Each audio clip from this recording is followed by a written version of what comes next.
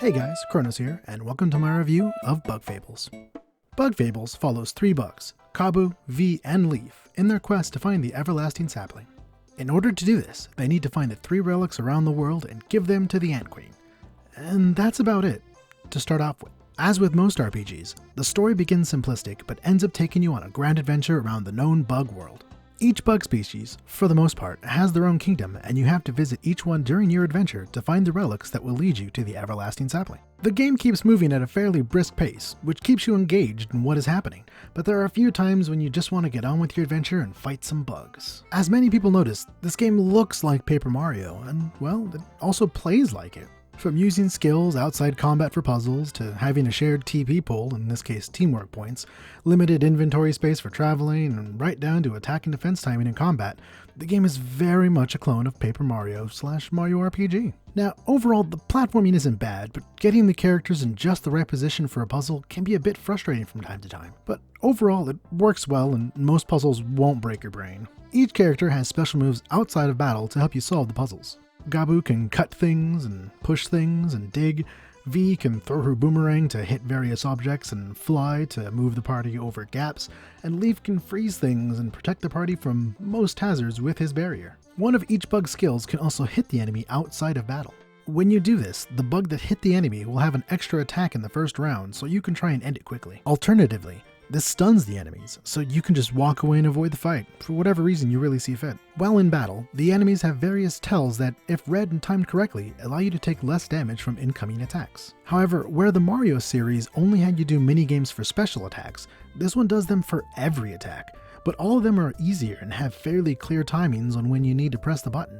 This makes it so when just using default attack, you don't feel like you will fail all the time. This game is not hard in the typical sense, initially. You have very low HP compared to other games, and enemies can hit for a good portion of your HP if you fail the block timing. Even when getting things right, 1 HP can make a rather large difference. They give you enough healing options that you can manage this without much worry. However, I did worry about it, for one reason. You get items in the game to make it harder for more XP and money, which I had on at all times. By doing this, I found it pushed the difficulty up just enough to make the game fairly challenging. With the difficulty increase items on, you need to make sure you use your resources and MP very carefully, as you might find yourself dying quite often. Where these items stop being useful, or even warranted, is in the endgame. The game ramps up from 0 to 100 very quickly. Most enemies from early to late game can be fought with just default attacks and a few skills here and there. However, in the endgame, creatures will require you to use all of your skills since they hit hard and have a lot of HP. The trade-off here, at least was the case for me, is I hit max level just at the endgame dungeon, so I just avoided all of the battles in the area that I could. There was really nothing for beating those enemies, and it was best just left avoided. A nice touch is that the healing items are all things bugs tend to love, honey, leaves and the like, and some more outlandish stuff like hamburgers thrown in for good measure. Each town also has one bug that can cook the items, increasing their potency. This was essential in playing the game, as it is free to cook, and doing so usually doubles the item's effectiveness. There was really no reason not to do it. You can cook with 1 or 2 items. If the items don't go well together, you get an item called Mistake that does just about nothing, so it's best just sold or used right away to no effect. The game will keep a log of things that do work, which you can reference in the menu if you find an item you like, but I spent a lot of time here mixing items to find what worked for me. That was pancakes. Sweet, sweet pancakes. One thing the game won't track here are the failures. So if you forget what didn't mix, you're liable to repeat your mistakes. As for the leveling system itself, unlike most RPGs, grinding to get stronger won't actually help you all that much, and here's why. Leveling in this game is handled somewhat like the Mario RPG series, where you select a stat increase with each level, more HP, more TP, or more MP. Your characters don't get any individual stat increases of their own, so you need to make use of the medals they give you. Medals allow you to increase stats for each party member or one selected character. The choice is yours. However, to equip enough to make a large difference, you need to level up a few times to increase your MP pool or medal points. You will need a good balance of HP, TP, MP to fully utilize your team, but I'm finding that TP is turning out to be slightly more valuable. In doing this, it allowed me to use more specials without worry of running too low before I found a heal point, which made it so I could breeze through battles and not take too much damage. I still needed to balance TP recovery with HP recovery items, but I did lean more towards TP as the game went on. It is worth noting here that the max level is 27, so be sure to give a few levels to medal points to be able to equip a few of the more powerful ones later on. Bug Fables is a joy in both audio and visual presentation. The Paper Mario art style has always been fun to look at. Everything from the depth of field to the way the enemies move is here and represented perfectly, and the music can definitely stand on its own. The game's score is comprised of many expertly composed tracks, and fit well with the environments they are used in. The battle theme is very cheery and upbeat, which, given the art style, helps keep the game cohesive.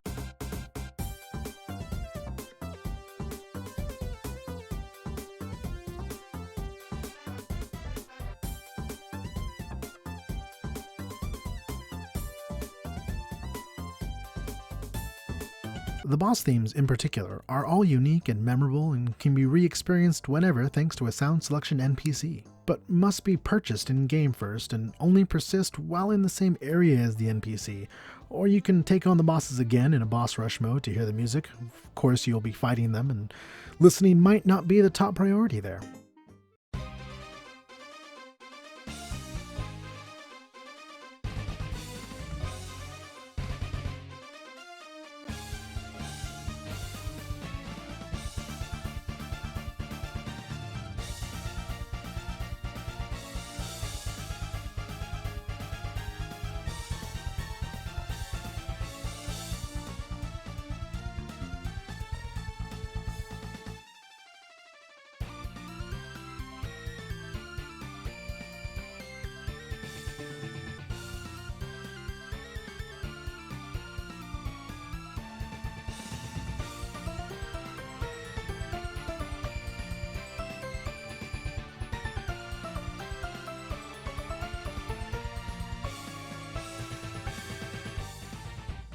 Overall, Bug Fables: The Everlasting Sapling is a fantastic RPG that is filled with the spirit of Mario RPG and the Paper Mario series. I would love to see another game from Moonsprout Games to see what they can do from here, since this game proved they can make an RPG that is fun to play and watch. The game had some issues, but overall it's a very solid experience. I have to give this score a final verdict of 8 out of 10.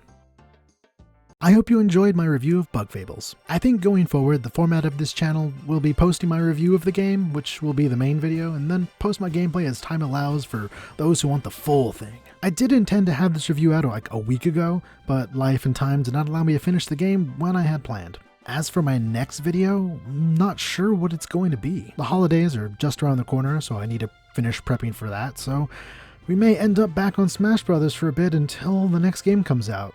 Or until something catches my eye, whichever comes first. However, until that time, I'm gonna say, so yeah, if you enjoyed this video, like, comment, subscribe, all that fun stuff to do with the YouTube video. I'm Kronos, and until next time, you have a great day.